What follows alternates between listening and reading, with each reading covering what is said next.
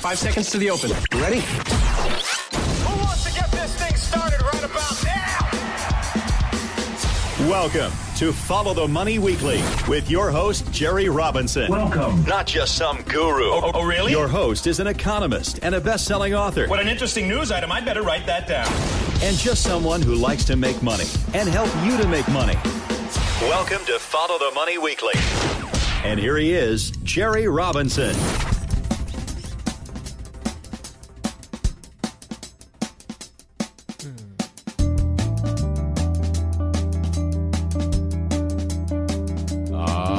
Friends, welcome to you all around the world. Welcome to Follow the Money Radio right here online. You can find us at followthemoney.com. Simple, very simple domain. Followthemoney.com. You can find all kinds of free resources there. Click the Get Started button.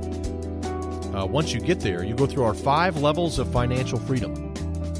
We have lots of free podcasts, videos, and lots of stuff for our members, actionable insights that people can actually use in this environment to make money, whether it's using our trading system, whether it's trying to make money online. We have a whole income university filled with all kinds of ideas for our members. Followthemoney.com. Great to have you this morning as we kick off another podcast, and this time we are very excited. We're going to be talking about a very important topic known as the Petroyuan versus the Petrodollar. Very important podcast today. And I want to talk to you about the rise of China and why it matters to you as a person who is living in 2018. Before we do, I have just a couple of very quick announcements before we get started. Number one, our 2018 Follow the Money Summit tickets are going fast. We have just been really wowed by the response to our 2018 Follow the Money Summit that we're planning on holding in Fayetteville, Arkansas on May 25th, May 26th, Friday and Saturday. Really encourage you to be here if you're anywhere in the Midwest. It's probably not a very long drive for you to come out here and be a part of our Follow the Money Summit. You're going to be learning all kinds of things about stock trading, options trading, cryptocurrencies, and online income. So it'll be a blast.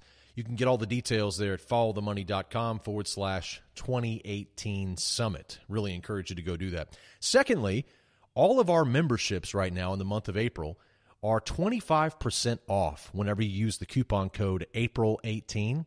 Wanted to let you know that we have had quite a few people who have been asking for coupon codes lately. Well, there you go, April18.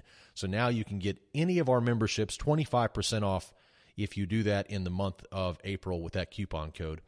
And one more quick announcement before we get started, and that is that we have a brand new website coming very, very soon. We are very excited as it's going to be a major facelift for our website, followthemoney.com.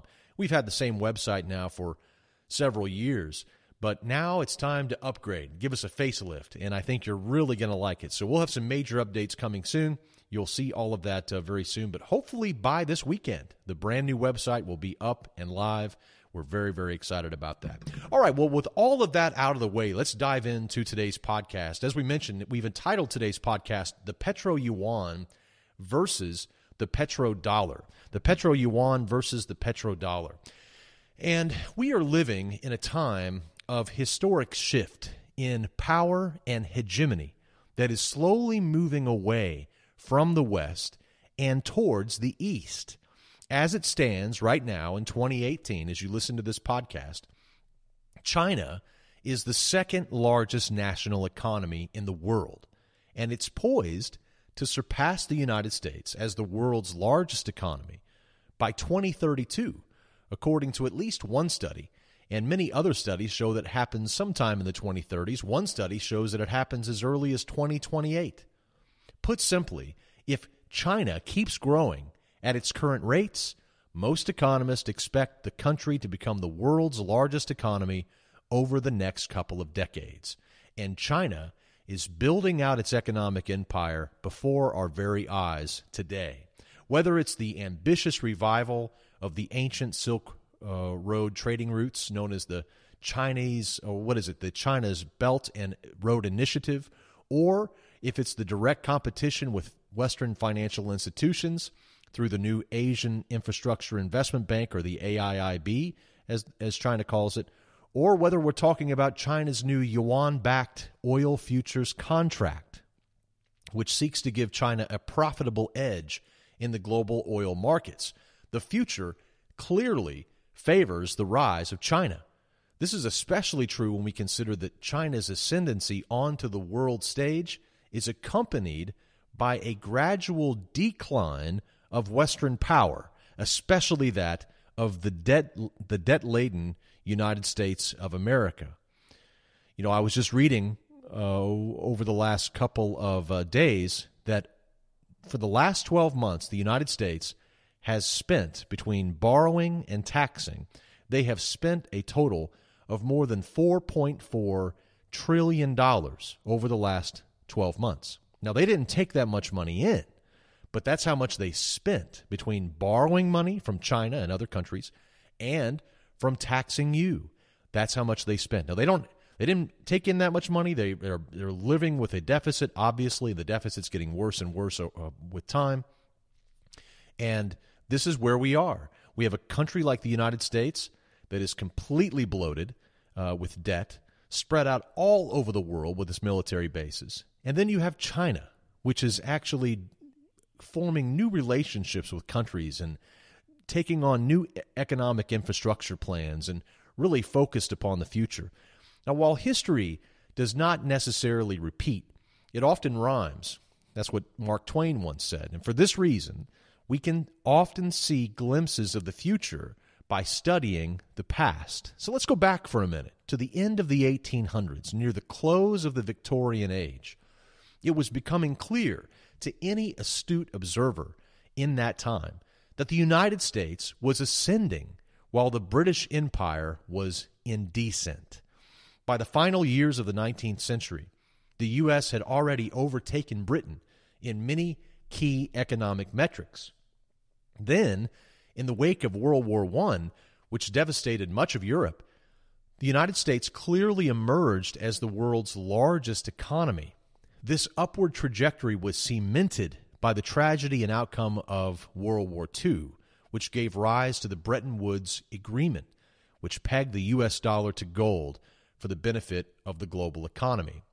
Now, since 1944, America has been the world's undisputed economic superpower. However, there have certainly been hiccups along the way. For example, in the late 1960s, the 1944 Bretton Woods Agreement collapsed when European countries sought to convert their large U.S. dollar holdings into gold after it became clear that Washington was dedicated to extravagant deficit spending. Sound familiar? At the time, President Lyndon B. Johnson had committed U.S. taxpayers to foot the bill for a new war on poverty in the United States, costly ongoing wars, especially Vietnam, and on and on.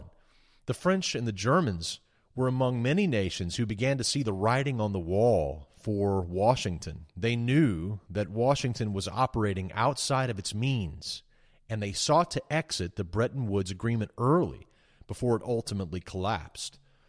On August 15, 1971, President Richard M. Nixon announced on live television the end of the Bretton Woods system that was created in 1944 that made the United States the largest economic superpower in the world.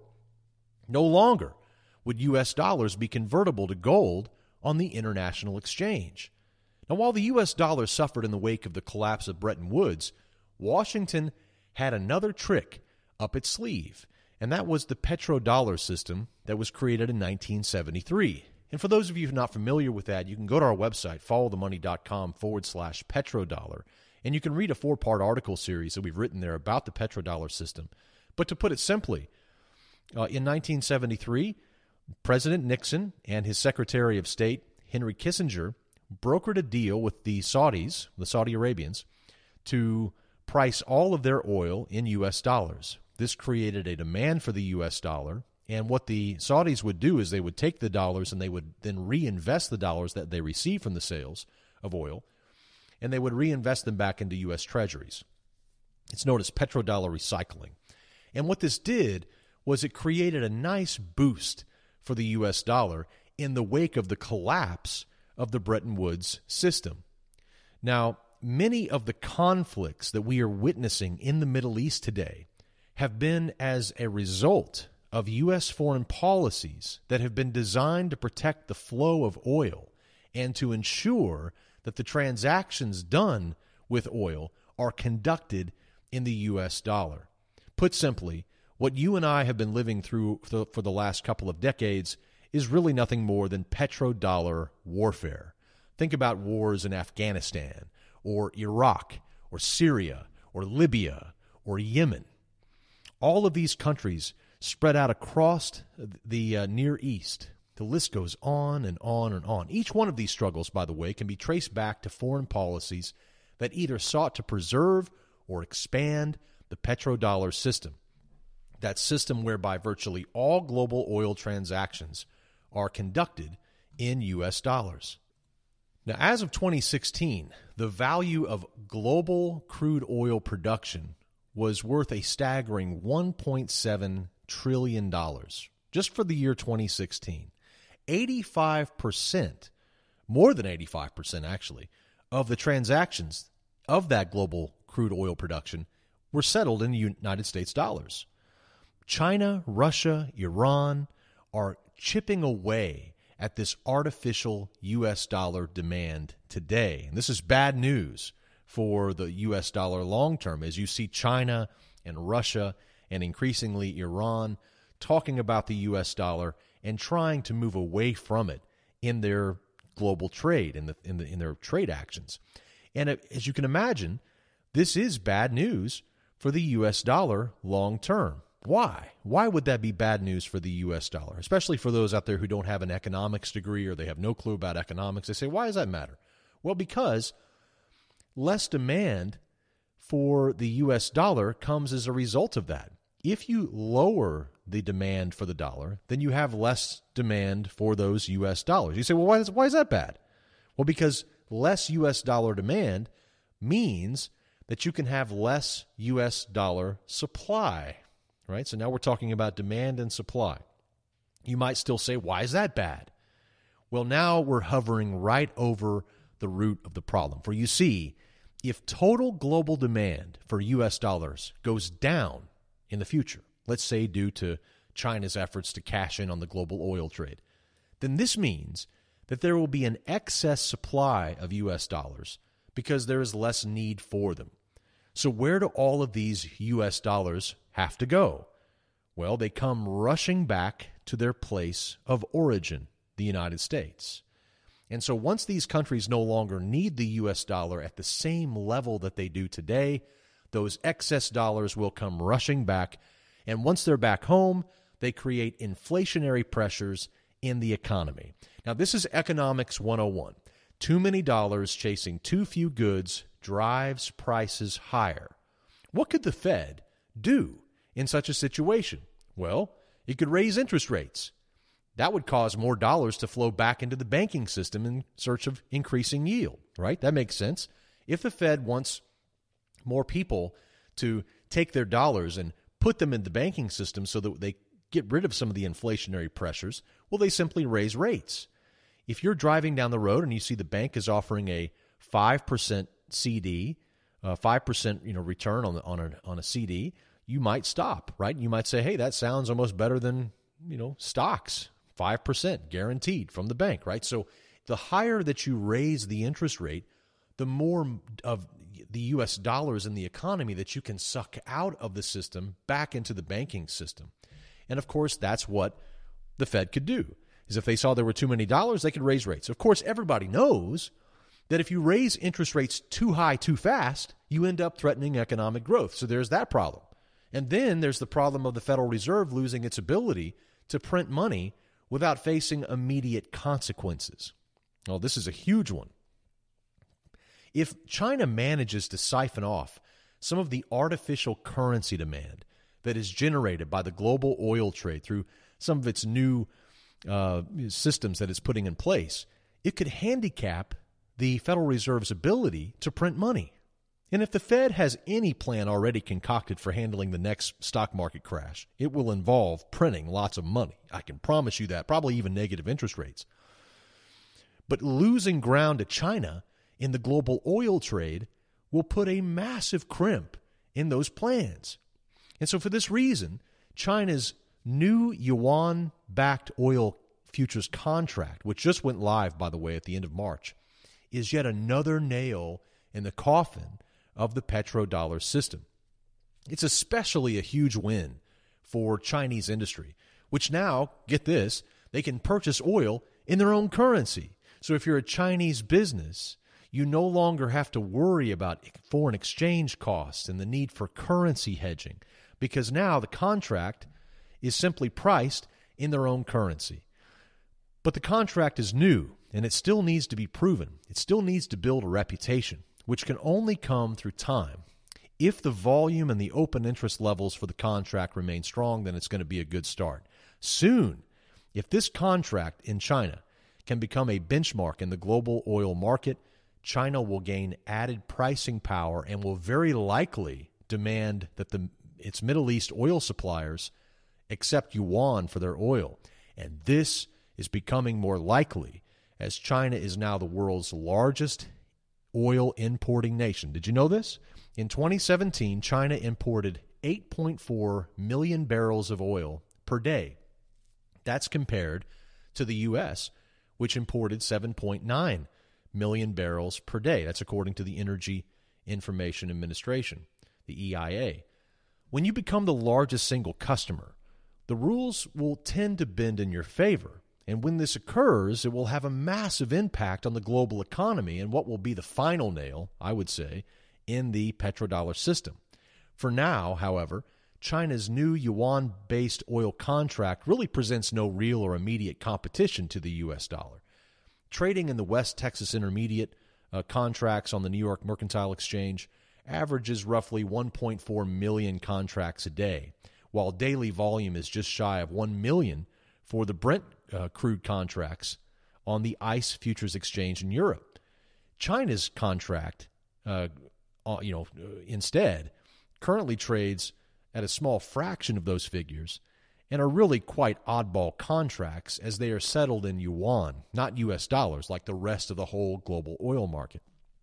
And let's not forget that this new yuan-backed oil futures contract is coming on the heels of another major project in China, and that is the revival of the ancient Silk Road trading routes through the China's Belt and Road Initiative, which is both breathtaking in scope and brilliant in its execution. This ambitious initiative was first unveiled back in 2013 by President Xi Jinping, and once completed, it will become one of the largest infrastructure and investment projects in world history, with a total price tag of somewhere between $4 and $8 trillion.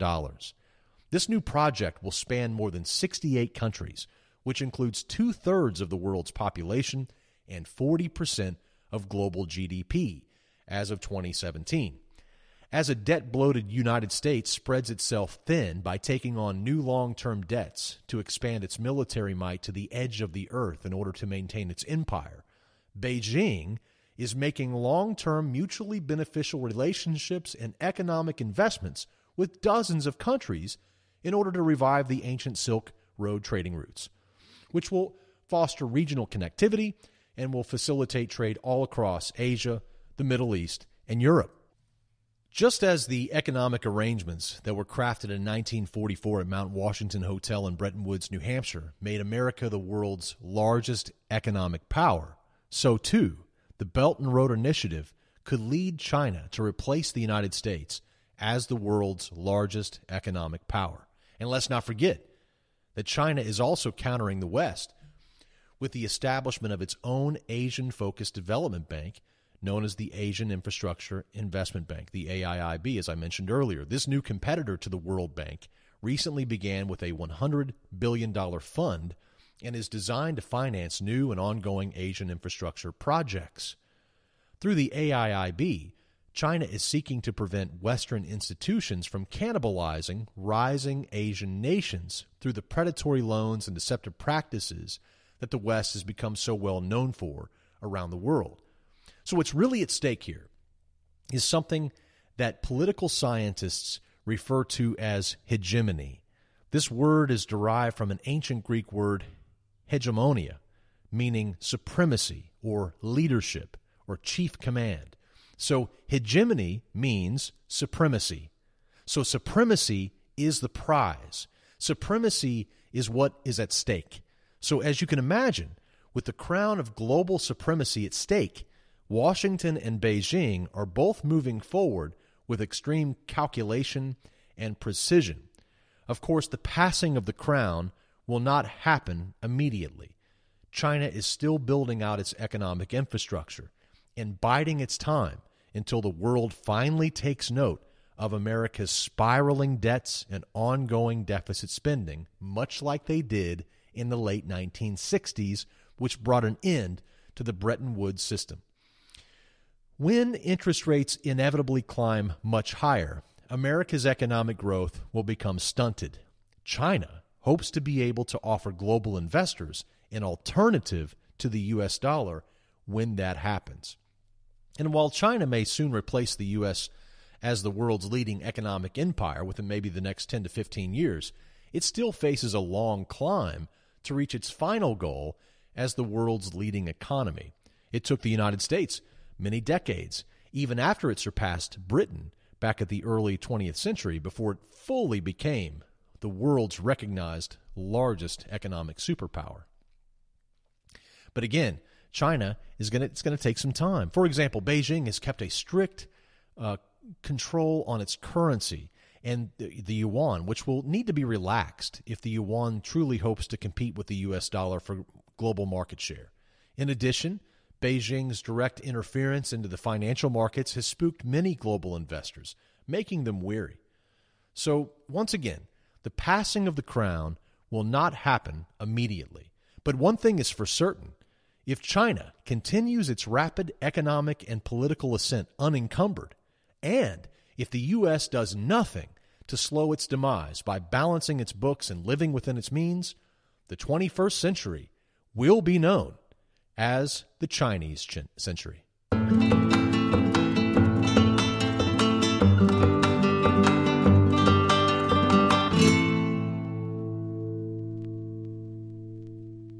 Hello, friends. Jerry Robinson here from Follow the Money Radio.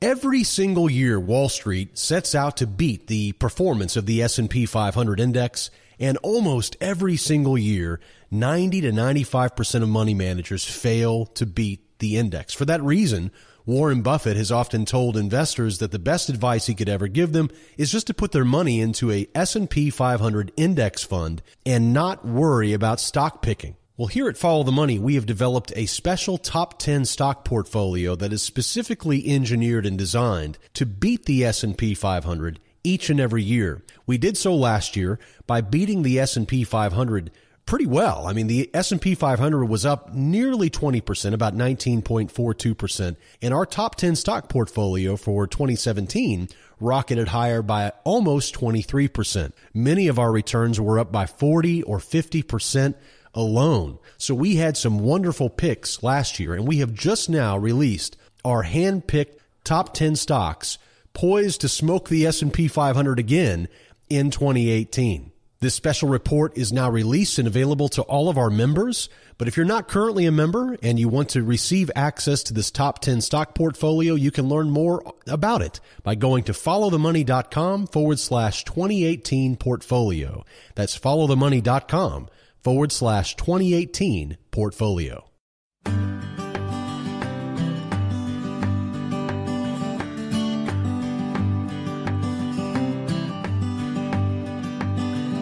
What I want to start out with this morning, we see, as I filmed this on Wednesday morning, May 18th, 2018, 3 weeks ago I gave the buy signal right here on this show when silver was sitting at 1624.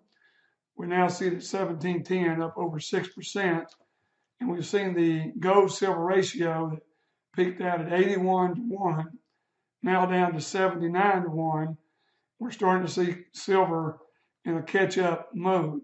And we think this will continue because even though there's been lack of physical buying in silver, we've seen numbers out of the U.S. Mint where we're only on track to do 13 to 14 million silver eagles out of the U.S. Mint, where only 3 years ago they were doing 33 34, 35 million ounces.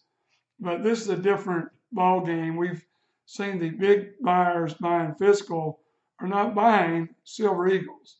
So people that are trying to tell you to get out of silver because sales are going down, it's deception. The price is going to be affected either way.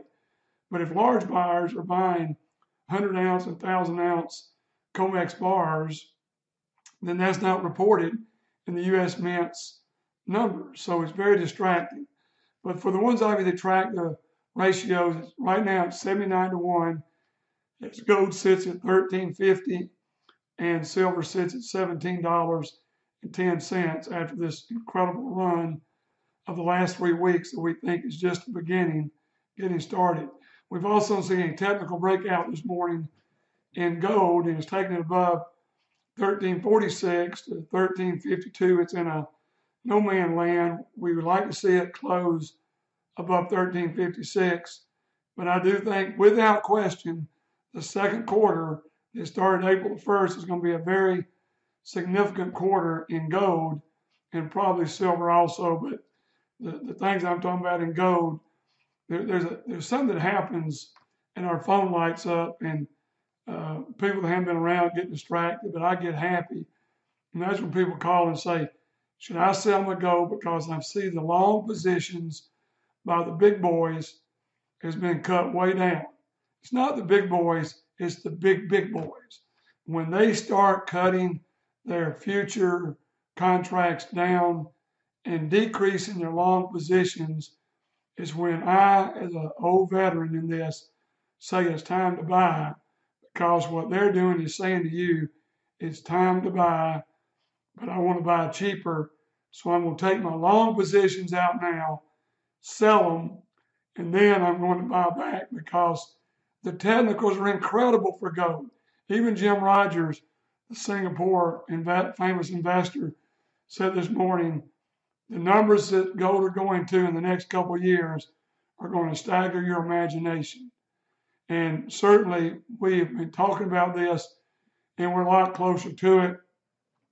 Yes, we probably saw a lot of physical buying today already, not through my company, but in the market, because the big boys have succeeded in the few days past to bring their long positions down and get people to buy out, sell out, because they want to buy gold and silver cheaper to take physical possession.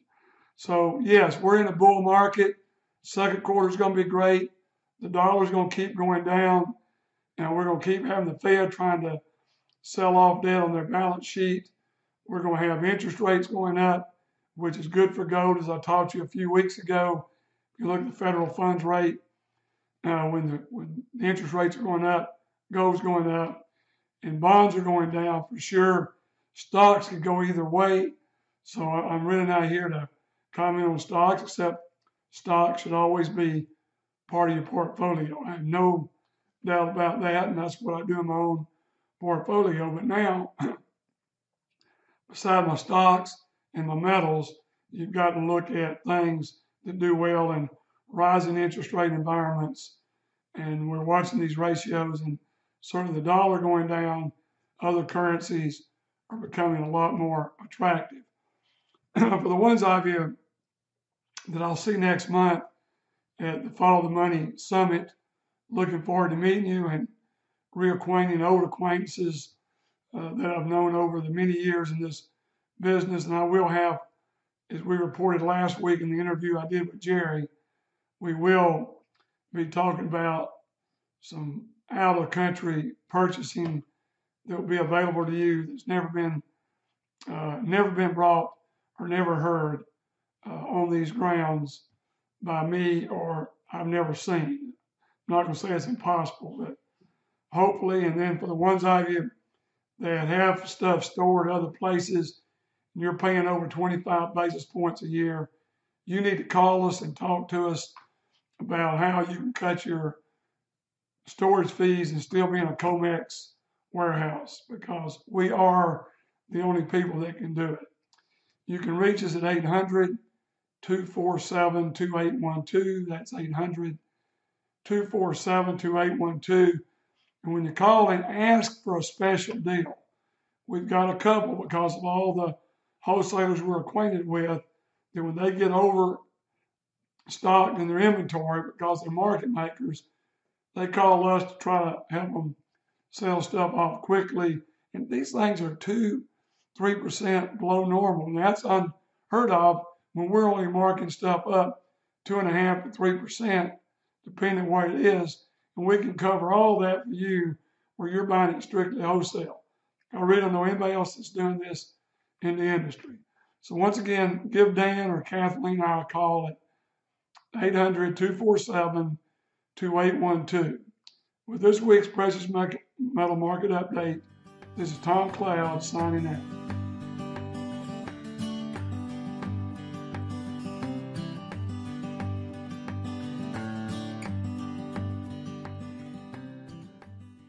Hey friends, this is Jerry Robinson from Follow the Money Weekly. Recently, we have been receiving many emails from our listeners commenting on the great help they're getting from our precious metals expert, Tom Cloud. Gold and silver are excellent hedges against the growing threat of coming U.S. inflation. Who's your gold guy? Make it Tom Cloud. With over 30 years' experience with precious metals, Tom will answer all of your questions. Don't buy your gold and silver through some call center and pay inflated prices. Call my good friend Tom Cloud and speak directly with him and get all of your questions answered. For a limited time, Tom is offering free shipping and insurance on every gold and silver purchase made by our listeners. Call 800-247-2812. And when you do, tell him that Jerry Robinson from Follow the Money Weekly sent you, and he'll throw in that free shipping and insurance on your entire order. Call your gold guy, Tom Cloud, right now for the very best deals on gold and silver coins. 800-247-2812. That is 800-247-2812.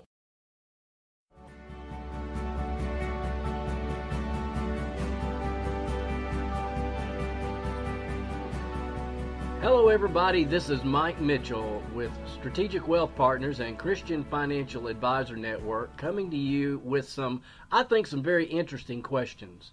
Let me ask you this. When it comes to yield, when is it possible for a 6% yield to actually be an 8% yield? When could an 8% yield actually be almost a 10% yield? Or when can a 4% yield be almost a 6% yield? Now you might be asking yourself, Mike, have you just lost your mind, or is this just funny math, or what? And the answer to that is no, of course, but what I'm talking about is your yields whenever there is no taxation attributable to the yield. You will find that the tax equivalent yield will be much higher than what you would imagine. For example, if you are in a 25% tax bracket, a 6% yield after tax is actually a tax equivalent yield of approximately 8%. An 8% yield in a 25% tax bracket is an approximate yield of 10%, and so forth. So how do you do this? How can I possibly position myself so that my retirement income comes to me in the form of a tax-free income? Well, probably the top of mind answer would be, well, I'll just set all my assets up into municipal bond portfolios, and I'll ladder those portfolios, and I will have essentially tax-free income. And that, to some extent, is a true statement. However, there are other more flexible, more liberal, more interesting, and what I would say are out-of-the-box strategies that can help you take assets and position them so that you could have those assets in retirement in a tax-free environment. I can think of about 4 or 5 or 6 different strategies that are available to most anybody if they understand them that would create a tax-free income stream for you in retirement. You don't have to get nearly as aggressive. You don't have to get nearly as much yield from a tax equivalent standpoint to create some very nice income figures in a tax-free environment. What I would like to do is to be able to share these ideas with you. So if you would be happy to give me a call at 833-370-0777, I'd love to share some of these concepts with you. So when it comes to a sound retirement, my advice would be look for ways to position your assets in a tax-free environment, and that you will find that retirement can be much more fun and much more lucrative for you if you can manage to do that.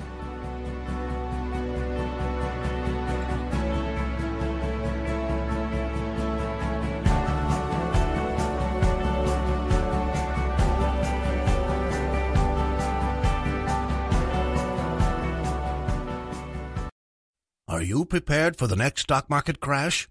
It's not too late to protect yourself and your family with Jerry Robinson's best-selling book, Bankruptcy of Our Nation, now in a new audiobook format. Whether you want to listen in the car, at the gym, or on your iPad, we've got you covered. Get the entire 300-page book in audio format for only $24.95. That's over 12 hours of Jerry Robinson's economic wisdom, financial insights, and practical money-making strategies for only $24.95. Inside this new audiobook, you'll learn 21 profitable income streams you can create both now and in retirement, along with unique tips on how to inflation-proof your investment portfolio using our own PACE philosophy. And our 5 levels of financial freedom, which is Jerry Robinson's personal blueprint for building true wealth. If your goal is to become a better investor, increase your income, or just understand what is really happening in the global economy, you cannot afford to miss out on the vital information that is jam-packed into this 12-hour audio book. Get instant access to Bankruptcy of Our Nation in audio format right now by going online to www.ftmdaily.com/bankruptcy. That's ftmdaily.com/bankruptcy. Download your copy today and get on the fast track to true wealth and a lifetime of financial security.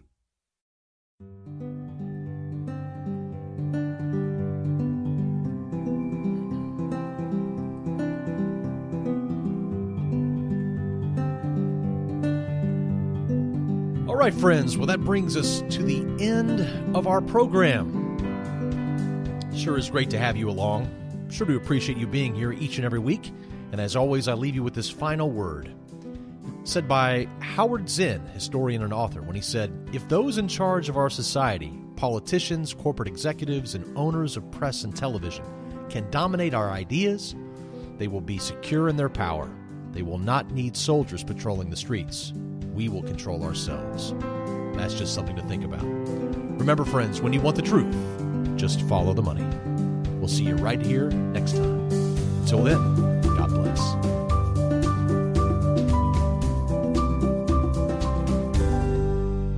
All of the information contained on the Follow the Money podcast is strictly for informational and educational purposes. It should not be construed as specific investment advice. The views and opinions of our guests and sponsors, including Tom Cloud, are their own and do not necessarily represent the views of FTMDaily.com or Robinson Media Group, LLC. Jerry Robinson does hold an insurance license and at times may offer consulting on life insurance and fixed retirement income products. Follow-up, individualized responses to email or phone requests that involve the rendering of personalized investment advice for compensation will not be made absent compliance with state investment advisor registration requirements or an applicable exemption or exclusion and applicable insurance regulations. Past performance is not indicative of future results. You should be aware of the real risk of loss in following any strategy or investment discussed on the podcast. Remember, never do your financial planning through podcast or radio. It's your money. Be wise. Do your due diligence and always consult a trusted financial professional before making any financial decisions.